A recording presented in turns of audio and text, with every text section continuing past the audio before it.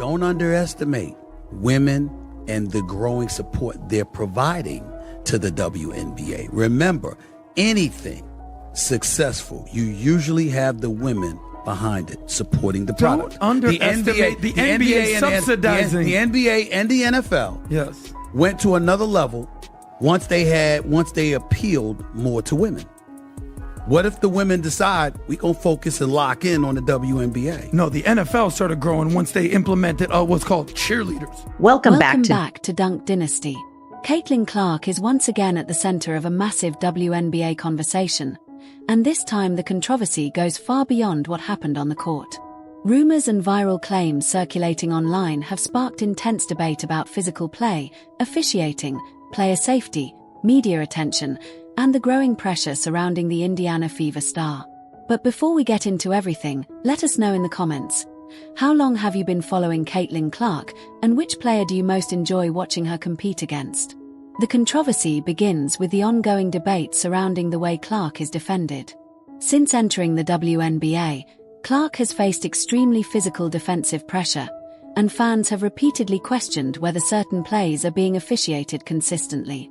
Some believe defenders are allowed to be overly aggressive against her, while others argue that Clark simply receives more attention because every possession involving her is heavily scrutinized. Either way, the discussion has become impossible to ignore. Clark's rise has also changed the spotlight surrounding women's basketball. She arrived in the league as a highly anticipated first overall pick after a record-setting college career, won Rookie of the Year, finished fourth in MVP voting during her rookie season, and quickly became one of the biggest names in the sport.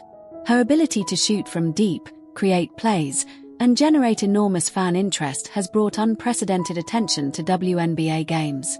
Some commentators have praised her as a transformational star, while others have questioned whether the attention surrounding her overshadows other talented players. Before she ever came along, there were a lot of outstanding basketball players who happened to be black females that was doing their thing on the WNBA level.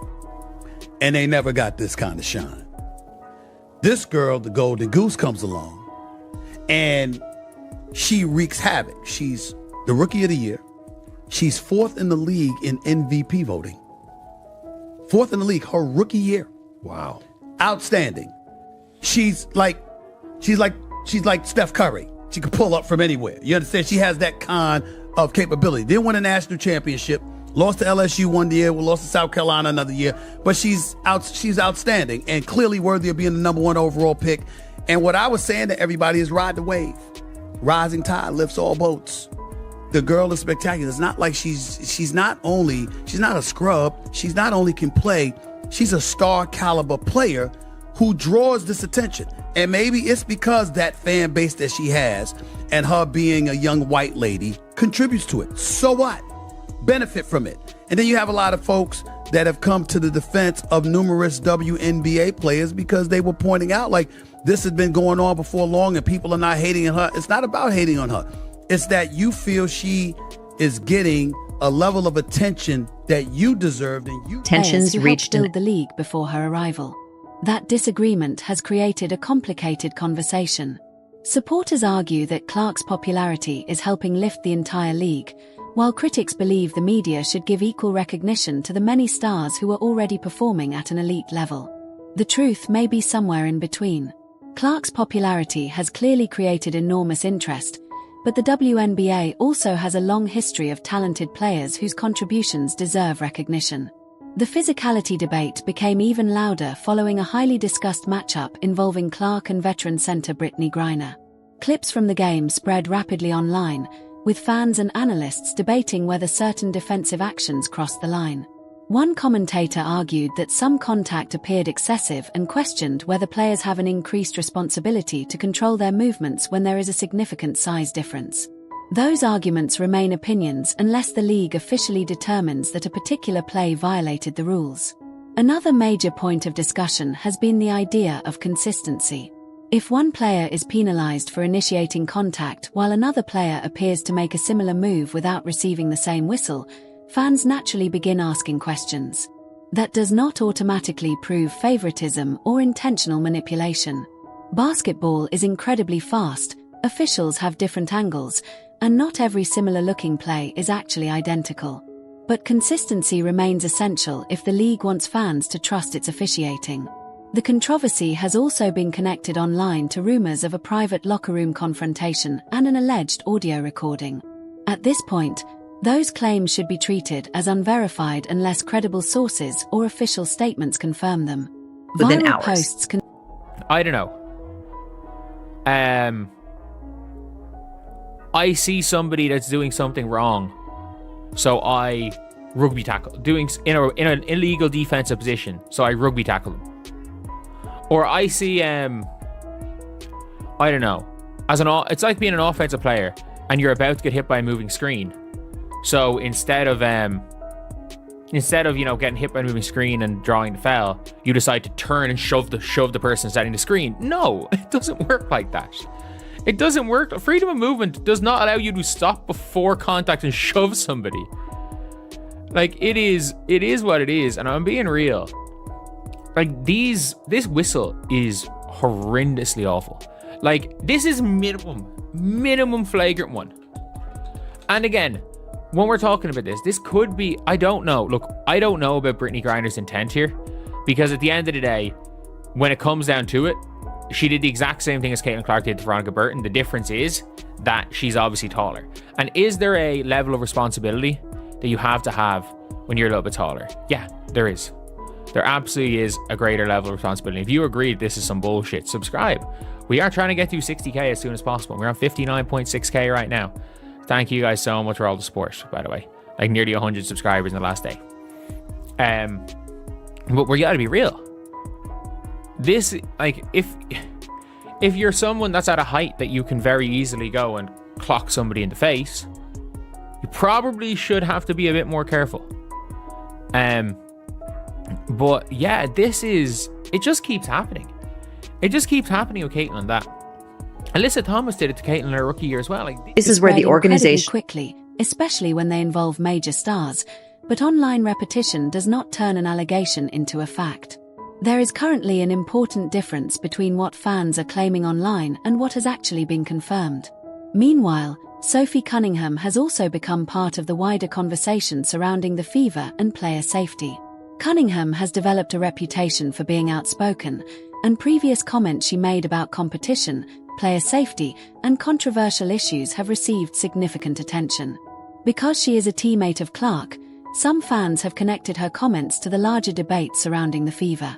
However, it is important not to assume that every public statement from Cunningham is directly connected to Clark or to any alleged locker room dispute.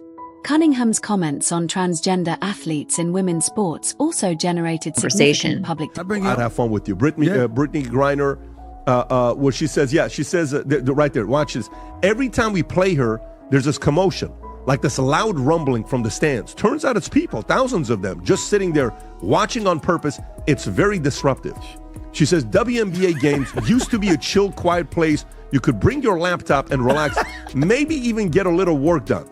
But now it's like there's large gatherings of people watching us from the stands. Some of them are yelling crazy shit about what they're seeing, putting unfair pressure on us to score, like we're there for their entertainment. You are. The whole thing is toxic. I saw a guy with his daughter in the crowd, both of them yelling, couldn't hear what they were saying exactly, but it was either my performance or some light racism. But here's where I'm going with this.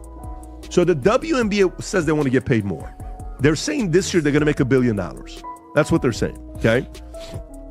For the first time ever.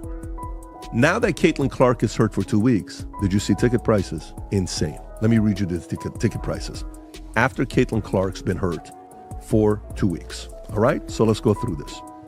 Caitlin Clark absence is having an immediate impact beyond the court. According to data shared by Yahoo Sports via TickPick, prices for 2 specific Indiana Fever away games against the Chicago Sky and the Washington Mystics dropped sharply after Clark was sidelined.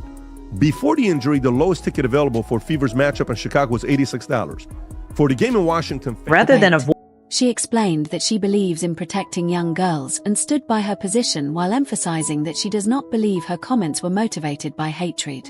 The subject is highly sensitive and has created strong reactions from people on both sides. Whatever someone's personal opinion may be, the discussion should remain focused on the actual statements and policies rather than turning disagreements into personal attacks. The bigger story, however, may be the business impact of Caitlin Clark's popularity. Her presence has become a major driver of attention, ticket demand, television interest. Structural reform. Comments that some would deem controversial. She's a teammate of Caitlin Clark. She plays on the Indiana Fever. And she was the one that got into it with a player a few weeks ago where she just pointed in her direction and kept pointing in her direction. That's Sophie Cunningham. Well, anyway, she made some comments that were deemed relatively controversial about a week or so ago. I don't know when it was. And she said she wasn't backing down from her comments. And it was regarding trans athletes in women's sports. Matter of fact, she went so far as to say she doesn't think her comments were controversial at all. She shared her opinion on a polarizing topic in an interview with ESPN this week where she claimed she felt a duty to, quote, protect young girls in a locker room or young girls in sport who shouldn't have to go against biological men. That's what she talked about. She was asked to expand on the quote when meeting with the media on Wednesday, and she made it clear that's how she feels. Quote, "I said what I said," Cunningham told reporters. But rather than me just saying that, let's hear from Sophie Cunningham herself. Listen to what she had to say. Talked about wanting to protect young girls who shouldn't have to go against biological men. Just can you expand your viewpoint on that? I mean, I think I said what I said. I think it's kind of common sense. And I think I'll always believe in that. I think it's really important to protect children. And that's little girls who are also involved in that category. And so I stand on what I said, and I always believe that. I stand with Sophie Cunningham. I stand with Riley Gaines. I stand with them both. I have 2 daughters. They don't participate in sports, but if they did, that would be my position. And I think it's important to emphasize what Sophie Cunningham said a bit further. She said, I think I'll always believe that. I think it's really important to protect children and that little girls who are also involved in that category. So I stand on what I said, and I will always believe that. She claims she's not a political person, but she does have morals and beliefs, and she will always stay true to them. When asked if her stance could negatively impact the trans community, Cunningham said she's not speaking out of hate. She doesn't dislike anyone. She says, quote, "I think there is room for absolutely everyone here, and I think there's room to love everyone. I truly think when you get people in the same room and you have conversations, you actually..." This development. Merchandise sales and social media engagement. When a superstar is absent, fans naturally begin comparing attendance, ticket prices, and audience interest. Some reports have highlighted changes in ticket prices for games involving the Fever when Clark was unavailable. But individual ticket price changes can have many explanations, including opponent, venue, date, supply, demand, and timing, so they should not automatically be treated as proof that the entire league depends on one player.